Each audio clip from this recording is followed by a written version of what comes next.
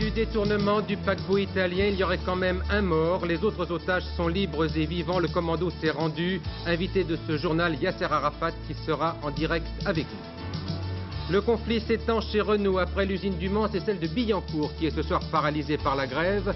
Les banquiers du monde entier, les banquiers du monde entier veulent alléger la dette des pays du tiers-monde. Ils se sont mis d'accord. Premier bénéficiaire, le Mexique, 3 semaines après le tremblement de terre. Et puis, demandez le programme pour la rentrée 86 dans les collèges. Ils sont officiels depuis ce matin. Ce sera du classique et du concret. Mesdames, Messieurs, bonsoir. On respire ce soir, une quarantaine d'heures après le détournement du paquebot italien Achille Lauro par un commando palestinien. L'affaire est terminée à cette heure et les 4 pirates se sont rendus, mais le bilan de ce détournement serait quand même de 1 mort, un Américain disparu à bord de ce navire. Les autres passagers et les marins sont, eux, sains et saufs. Avec un paradoxe tout de même, c'est grâce, semble-t-il, aux efforts de l'OLP de Yasser Arafat, qui avait condamné ce détournement par des Palestiniens. C'est grâce à cette action que l'affaire se termine bien. Yasser Arafat sera en direct avec nous dans un instant, je le pense. Il est dans les studios de la télévision tunisienne. Mais d'abord, le récit de ces dernières heures avec Philippe Lefebvre. Tout est fini. Les pirates, ils sont 4, sont sur ce remorqueur. Ils se sont rendus sans condition aux autorités égyptiennes. Avant de toucher le quai, ils feront le V de leur victoire. L'OLP demande ce soir à l'Égypte de lui remettre les membres du commando. Sur l'Achille Lauro, ancré à 20 km de Port Saïd, la liberté pour 450 otages. La plupart européens, ils sont attendus dans ce port à 230 km au nord du Caire, où tout a été marchandé, où s'est négociée la libération, peut-être dans cette capitainerie. Alors, premier cri de joie capté par un radioamateur israélien, un matelot du paquebot italien a en ligne sa femme. 3 mots, c'est bien, c'est bien. La négociation a été menée par le Caire avec l'aide des ambassadeurs d'Italie, d'Allemagne et de France. La reddition des pirates est annoncée en milieu d'après-midi à Rome et bien sûr par un porte-parole de Yasser Arafat à Tunis. Restent les questions, comment le commando a-t-il pu embarquer? Facile selon ses passagères débarqués avant le piratage. Les gens descendaient à Naples, remontaient comme ils voulaient. Nous, madame a eu de la famille qui sont montés nous voir à bord. On est descendu, remonté sans aucun contrôle et même à Gênes. Et ça maintenant dans les temps où nous vivons, c'est plus possible. Deuxième question, tous les passagers sont-ils véritablement saufs? Oui, si l'on en croit cette conversation enregistrée tôt ce matin entre le commandant de l'Achille Lauro et une radio libanaise.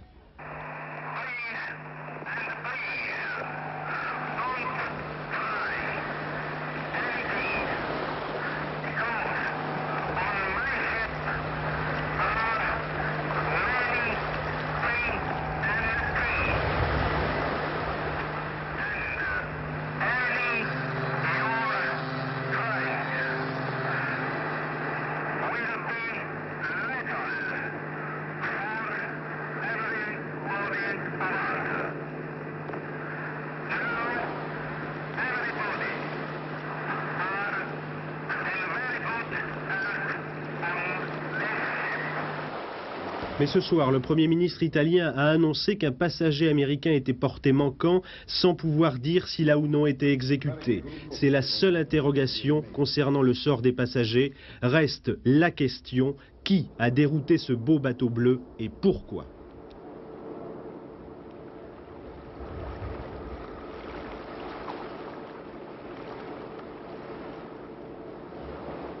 Monsieur Arafat, vous êtes donc en direct avec nous. Merci d'être là. Je voudrais tout de suite que vous m'expliquiez quelque chose qui me paraît un peu bizarre. Vous avez, dans un premier temps, condamné cette prise d'otage. Vous avez indiqué immédiatement que vous ne saviez pas qui étaient les pirates, les auteurs du détournement. Et pourtant, votre intervention semble avoir été décisive dans le dénouement de cette affaire. Alors, expliquez-moi.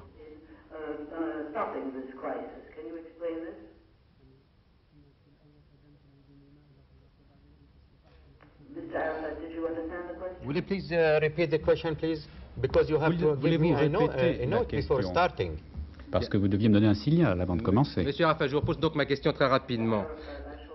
Vous avez donc condamné cette prise d'otage dès les premières heures. Puis vous avez indiqué dans un premier temps que vous ne saviez pas qui étaient les auteurs du détournement. Et pourtant, eh bien, ce soir, votre intervention, ou celle de vos émissaires, semble avoir été décisive dans le dénouement de cette affaire. Alors, cela me paraît un petit peu bizarre. Pouvez-vous m'expliquer cela? Cela n'a rien de bizarre. Dès que j'ai entendu parler de ce détournement, je l'ai condamné parce que cela ne fait pas partie de notre politique. Nous n'agissons pas de la sorte. Nous sommes opposés à ce genre d'agissement. Mais dès que nos amis, notamment les Italiens et le Premier ministre, M. Craxi, nous ont contactés, nous avons pensé qu'il nous incombait de les aider par tous les moyens. C'est pourquoi nous avons envoyé une délégation de représentants à Port Saïd, avec l'accord des Tunisiens, des Égyptiens et en coordination avec eux, les Italiens. Nous avons réussi à trouver une solution et une solution heureuse à ce problème. Monsieur Arafat, pouvez-vous me dire ce soir qui sont les pirates, d'où viennent-ils, ces pirates qui se réclamaient de l'OLP?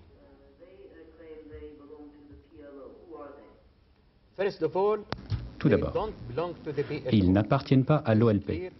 Je tiens à le dire, et cela est évident. Et je suis très surpris que vous insistiez pour dire qu'ils appartiennent à l'OLP. Nous n'avons pas de renseignements sur eux. Mais dès que les autorités égyptiennes accepteront de remettre ces personnes, de nous remettre ces personnes, eh bien, nous amorcerons une enquête et nous les punirons. Monsieur Arafat, selon vous, qui est derrière ce détournement? Y a-t-il un pays adversaire ou des adversaires au sein de votre propre centrale?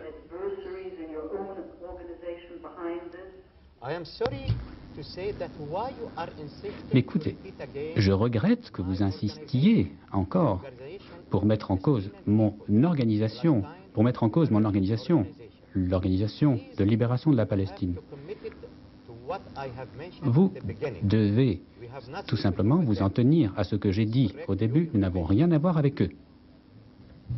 On a un petit peu le sentiment, Monsieur Arafat, que cette affaire tombe à pic pour torpiller les négociations.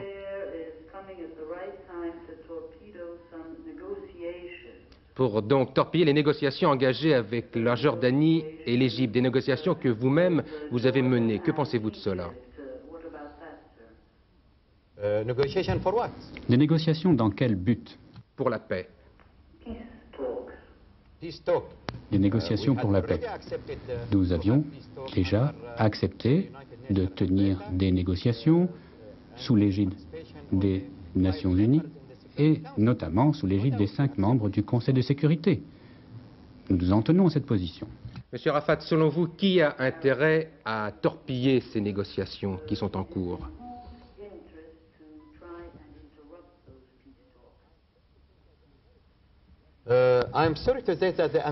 Je dois dire que le gouvernement américain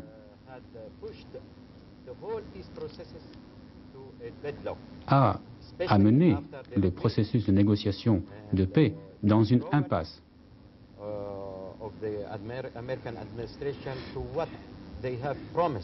Notamment après avoir rompu les promesses, notamment la visite à Washington.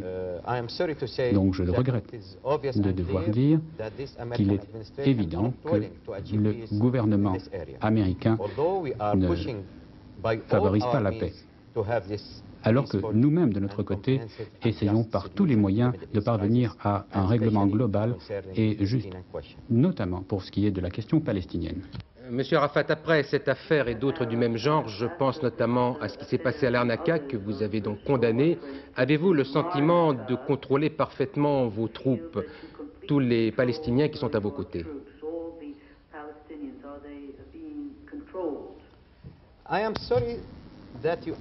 Encore une fois, je regrette que vous insistiez sur cet aspect de la question. N'oubliez pas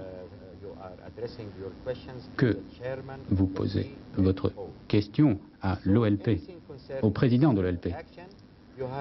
Donc, si vous avez... Ce n'est pas à un membre de l'OLP et au président de l'OLP qu'il faut poser ce genre de questions. Alors, peut-être pourriez-vous poser cette question au gouvernement japonais, à titre d'exemple.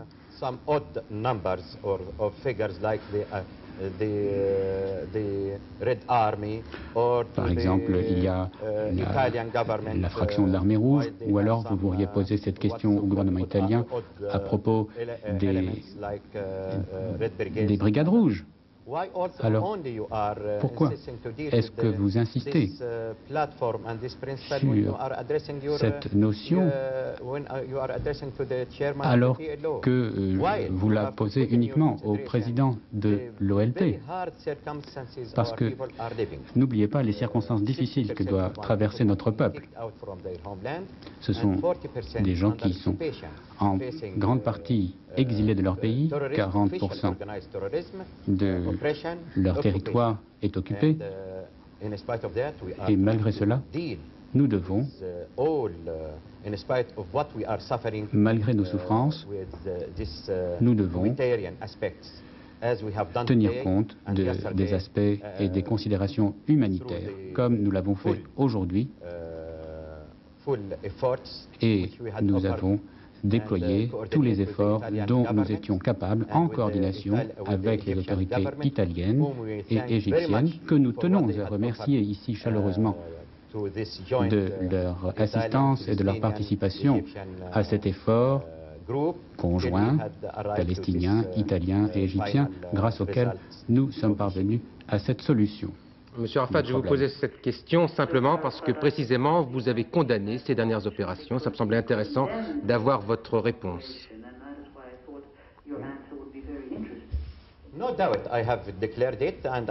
J'ai déjà dit, et je le répète, nous sommes opposés à ce genre d'action parce que nous sommes les victimes du terrorisme officiel israélien. C'est pourquoi nous sommes totalement opposés à toute forme de terrorisme, quelle qu'elle soit, quelles que soient les circonstances. Monsieur Arafat, je vais vous poser une dernière question. Je vais vous demander d'y répondre par oui ou par non.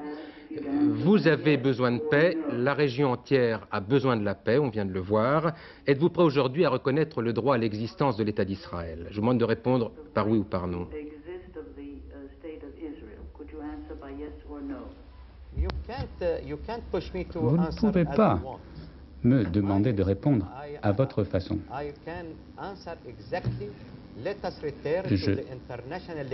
Je dis qu'il faut que nous respections le droit et la légalité internationale.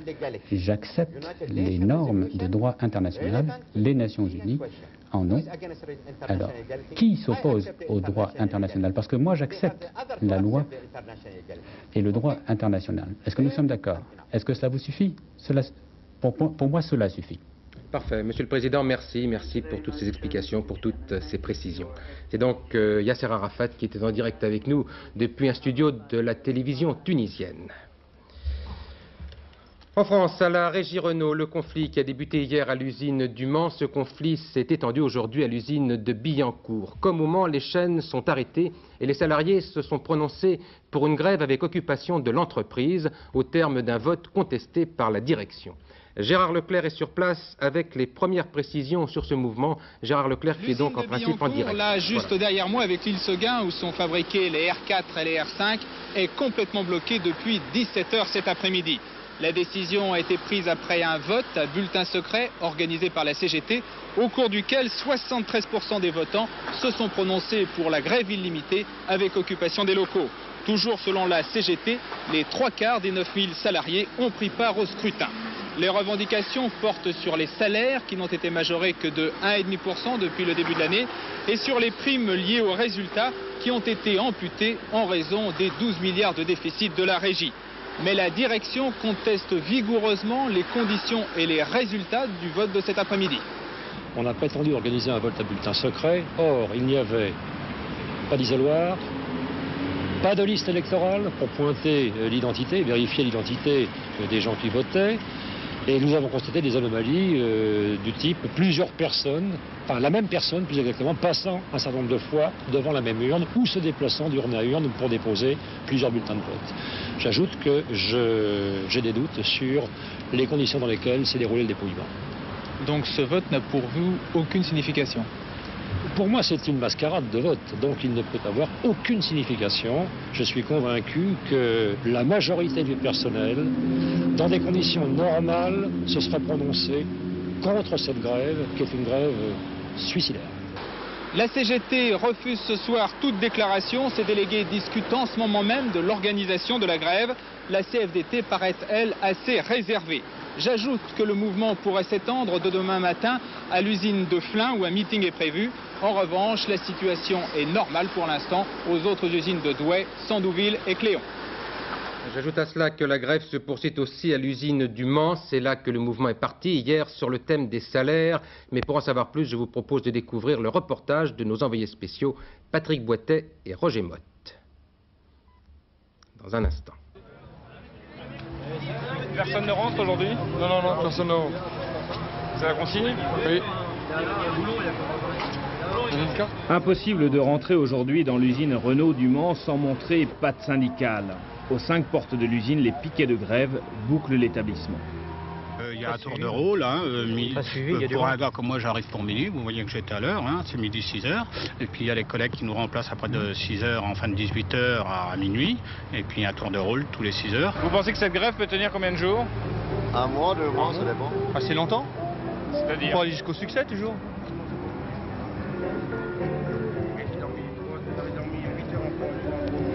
Pour la direction de l'usine, ce mouvement est illégal et elle entend bien le prouver grâce à un recensement des non-grévistes. Sur les 7300 salariés de l'entreprise, moins de la moitié a participé, selon elle, au vote de la grève. Concrètement, la direction est prête à négocier sur quoi? La direction est prête à négocier sur des conditions de reprise du travail. Plus précisément? Je ne crois pas qu'il y ait de négociations salariales possibles. Côté syndicat, on faisait plutôt grise mine aujourd'hui. Jusqu'à 17h, les revendications des salariés du Mans sur la politique salariale de la régie ne semblaient pas rencontrer d'écho favorable dans les autres établissements du groupe. CGT et CFDT se sentaient isolés. Tout change ce soir avec l'action de Billancourt. Dans cette grisaille, quelques bonnes nouvelles quand même pour la régie. Il y en a 2. La progression d'abord du chiffre d'affaires de près de 8% au premier semestre de cette année, puis la confirmation et même la signature d'un contrat de 500 millions de francs affecté à la modernisation d'une usine Moskvitch à Moscou. C'est la conclusion du protocole qui avait été signé à la veille plutôt du voyage en France de Mikhaïl Gorbatchev. 55 blessés, c'est le bilan des affrontements hier entre les pompiers de Lorient et les forces de l'ordre lors de la visite du chef de l'État en Bretagne. Première conséquence, le député maire socialiste de Lorient va demander la dissolution de ce corps de sapeurs-pompiers. Et puis vous savez qu'hier, M. Mitterrand avait répliqué aux militants de la CGT qui avaient manifesté à plusieurs reprises pendant son voyage. Il ne suffit pas de débiter un certain nombre de sornettes, avait-il dit, pour conduire la France à trouver la voie du progrès. Le Parti communiste reproche ce soir à M. Mitterrand de s'en être pris de façon choquante aux travailleurs. Sa réaction. Les propos tenus sont des propos que je qualifierais d'insupportables pour les travailleurs.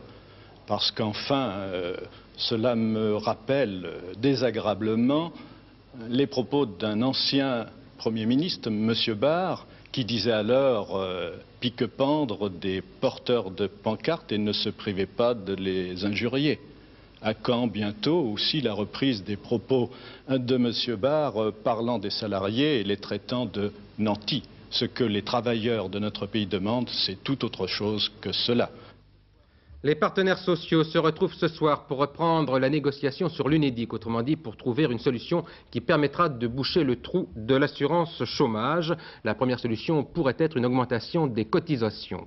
Ambiance tendue et en marge de cette négociation, la CGT a décidé d'occuper plus de 70 antennes ACDIC en France pour faire pression justement sur les négociateurs. Ce soir, André Bergeron, le secrétaire général de Force ouvrière, proteste contre ces pratiques de la CGT. Et puis une information qui intéresse directement les agriculteurs. Vous savez que parmi les mesures annoncées en faveur des cultivateurs touchés par la sécheresse, le ministre Henri Nallet a demandé une aide communautaire. En l'occurrence, la fourniture à prix réduit de céréales provenant de stocks européens. La Commission de Bruxelles vient de refuser cette aide. Elle invoque des problèmes budgétaires. Elle est ronde, elle est bleue, mais elle coûte toujours aussi cher et même un peu plus cher. C'est la nouvelle vignette 86. La voici dans le mauvais sens, mais la voici dans le bon sens.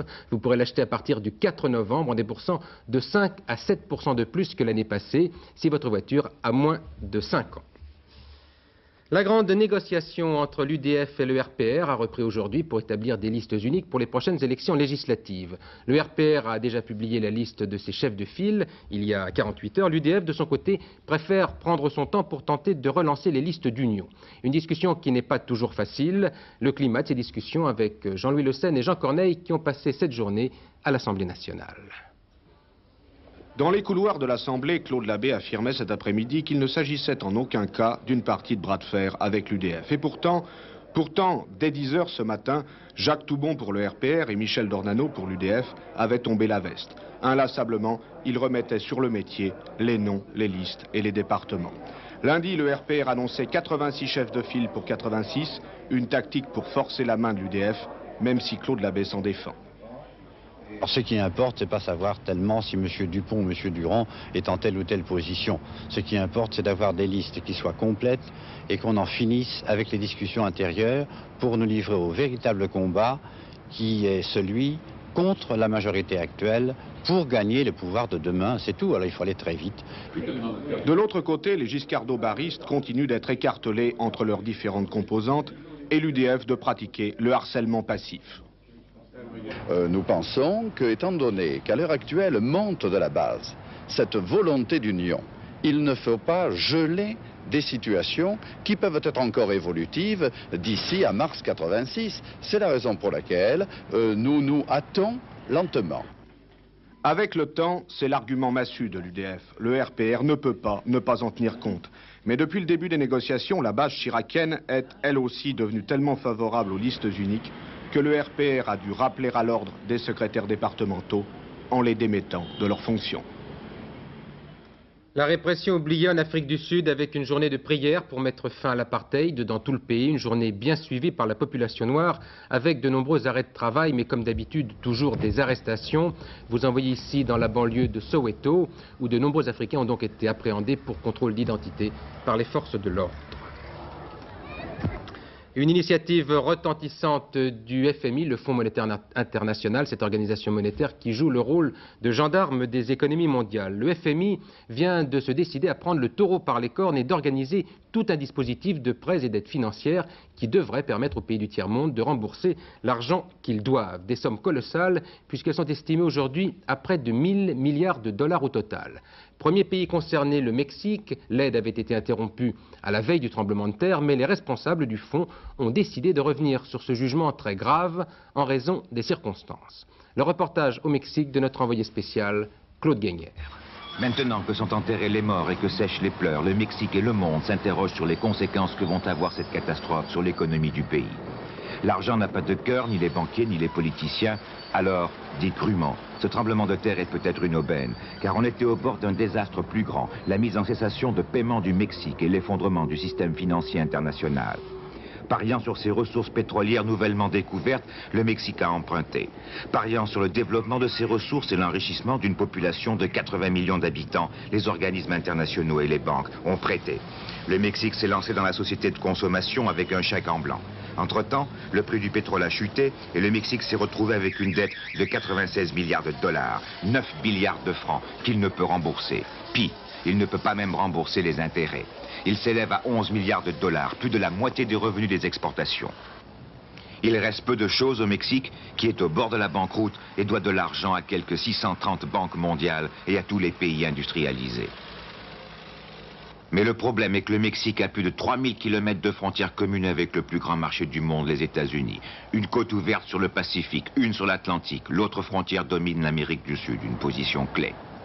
Si l'on ne trouve pas une solution, normalement, ce sont des pays qui tomberont dans une anarchie, un chaos en matière économique, en matière sociale, en matière politique. Est-ce que c'est l'intérêt des pays industrialisés, en particulier des États-Unis, qui ont une frontière de 3000 km avec le Mexique? Je ne pense pas. Ni personne. D'autant qu'avec le Mexique tout aussi endetté, il y a le Brésil et l'Argentine. Une déstabilisation de ces pays pourrait conduire à une crise financière mondiale. Alors le tremblement de terre de Mexico pourrait permettre aux gouvernements occidentaux de montrer qu'ils ont du cœur, en fait de sauver les meubles en baissant les taux d'intérêt et en épongeant les dettes par une action de la Banque mondiale. L'élan de solidarité permettrait à chacun de sauver la face et les apparences. La solution trouvée serait étendue aux autres pays d'Amérique latine. Cela dit, toute une partie de l'activité de Mexico va être détournée vers des tâches en d'autres temps inutiles. Plusieurs ministères se sont effondrés, ainsi que des banques. Des tonnes d'archives, de dossiers, de comptabilité, d'encaissement ont été détruits. Il faudra plusieurs mois, des années pour les reconstituer, ralentissant la productivité du pays, détournant une partie de son énergie. En revanche, la reconstruction de la ville avec une aide internationale pourrait donner un coup de fouet à l'économie, mais surtout permettre de décongestionner une des cités les plus peuplées et les plus polluées du monde. Il va falloir restructurer la situation du pays et décider où on va reconstruire et de quelle façon on va reconstruire. On parle de la décentralisation du gouvernement et la décentralisation de la ville. On envisage de redonner au centre de Mexico qui a été détruit son cachet historique. Les monuments, les églises ont résisté, les bâtiments neufs se sont écroulés. On ne les reconstruirait pas au profit de jardins. On déplacerait des ministères vers la province pour tenter d'éviter que Mexico, déjà un enfer, n'atteigne comme prévu les 30 millions d'habitants à la fin du siècle. Les programmes des collèges viennent d'être rendus publics pour la rentrée 1986. Le ministre est donc dans les temps. Il annonçait il y a quelques jours les programmes du primaire. Il annoncera avant la fin du mois la réforme dans les lycées. C'était aujourd'hui au tour des collèges. Avec deux mots d'ordre pour ce nouveau millésime. On fera plus concret et plus classique. Le détail avec Estelle Gouzi. 3 grands objectifs sont fixés. En 4 ans, apprendre aux élèves à organiser un travail personnel, communiquer avec les autres et surtout former leur jugement. En français, grammaire et lecture toujours au programme. Mais désormais, les élèves devront étudier au moins 15 œuvres d'auteurs français, mais aussi étrangers. L'initiation au latin remonte d'un cran et retrouve sa place en 6e. En maths, un programme plus concret avec une place plus importante laissée au raisonnement et aux applications pratiques. Pour l'apprentissage des langues vivantes, tous les moyens seront bons, magnétoscope, micro-ordinateur et même vidéodisque. Plus d'histoire découpée en tranches, on revient à la continuité historique, mais cette fois à l'échelle mondiale. De la Rome antique à nos jours, l'Union soviétique et les États-Unis devront trouver leur place. Comme dans l'enseignement primaire, l'éducation civique réapparaît 1 heure par semaine. Au programme, institutions républicaines et défis de notre temps, guerre, terrorisme et droits de l'homme. Applicables dès la rentrée 86 en classe de 6e, ces programmes seront publiés, comme ceux du primaire, en livre de poche. Il y aura 300 ans la semaine prochaine, c'était la révocation de l'édit de Nantes, une expression qui retentit encore dans nos têtes comme un vieux cours d'histoire de France. C'était le début de la diaspora des Huguenots, des protestants, qui allaient être pourchassés en France. Une grande soirée tout à l'heure sur Antenne 2 autour de ce sujet, avec 2 temps forts, un film de Stello Lorenzi intitulé Les prisonnières, et puis le magazine de la rédaction consacré, lui, aux descendants des immigrés français protestants à travers le monde. Encore faut-il se souvenir de ce qu'était précisément l'édit de Nantes. C'est ce que nous rappelle maintenant Alain Decaux, qui nous présente en même temps la soirée. L'édit de Nantes, c'était cette très grande chose, faite par Henri IV. L'édit de Nantes qui avait enfin donné des garanties aux protestants en France de pratiquer leur religion librement. Et puis un jour était venu Louis XIV qui avait retiré aux protestants les garanties que leur avait données son grand-père Henri IV.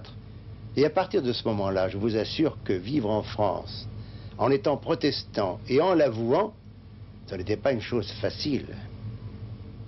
300 000 sont partis justement parce que ça n'était pas possible de rester, mais d'autres sont restés. Et les hommes sont allés ramer sur les galères du roi, les femmes très souvent jetées en prison, et notamment dans cette tour de Constance, qui est le décor essentiel du film que nous allons voir. Savez-vous que des femmes sont restées quelquefois un demi-siècle en prison à la tour de Constance pour ne pas abjurer leur religion? Alors, regardons ensemble un extrait des prisonnières de Jean-Louis Lorenzi. C'est lui, là en bas. Qui? Il est là. Mais qui? Mathieu, celui qui tire la charrette. Je savais qu'il viendrait. Mathieu! Ne crie pas. La Combelle. Mais il m'entend pas. Mathieu! Ne crie pas, je te dis, si Combel t'entend, tu vas le faire prendre. Ah, au fait, vous feriez bien de venir bientôt à la tour. Elles n'ont plus de cocon et vous avez des bobines à enlever. Ah ben oui, mais aujourd'hui, on va à l'église pour les parures et... Eh ben demain, on va s'arranger, j'ai mon nouveau commis, là. Ah, c'est votre nouveau commis? Ah ben oui, il fallait. Le mien, le Jean, il s'est enrôlé, je sais pas ce qu'il lui a pris. Mathieu Seguin. Un bon garçon. Allez, au revoir Lafont. Au revoir, monsieur le major. On ne quittera plus maintenant. Je savais qu'il viendrait, Louise. J'en étais sûre. Allez, viens. Si au moins il pouvait me voir. Reste pas là, viens.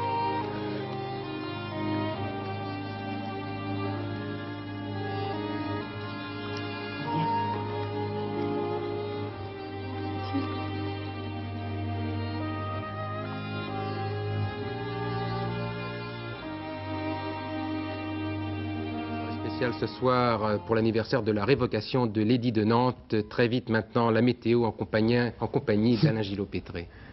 Inédit, incroyable, on n'a jamais vu cela. Rebelote, l'anticyclone, un anticyclone s'en va, un autre arrive, il va monter jusqu'à 1035 millibarres. Une énorme patate, comme on dit en météo. Regardez la photo satellite, voilà la dépression avec sa perturbation associée s'en va. L'anticyclone est ici, c'est une branche de l'anticyclone des Açores qui va se placer juste sur le pays et il va rester 3, 4, 5 jours. Ça recommence, ça veut dire brouillard le matin, soleil l'après-midi. Voici la carte.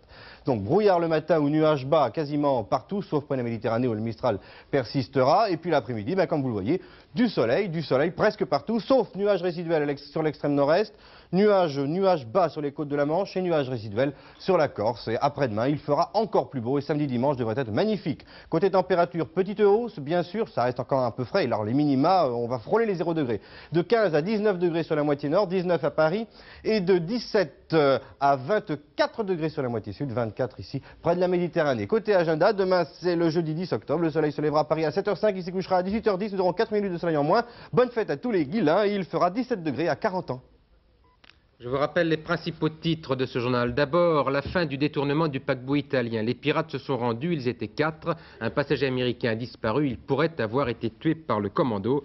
Et puis Yasser Arafat qui était en direct dans ce journal. Yasser Arafat demande que les pirates soient châtiés. Le second titre, c'est l'extension de la grève dans les usines Renault. Après Le Mans hier, le mouvement s'est étendu aujourd'hui à Billancourt, où les chaînes sont donc arrêtées. Dernier journal avec Philippe Arroir aux environs de 23h30. Il aura pour invité Michel Guy à propos du festival d'automne. Bonsoir, à demain 20h.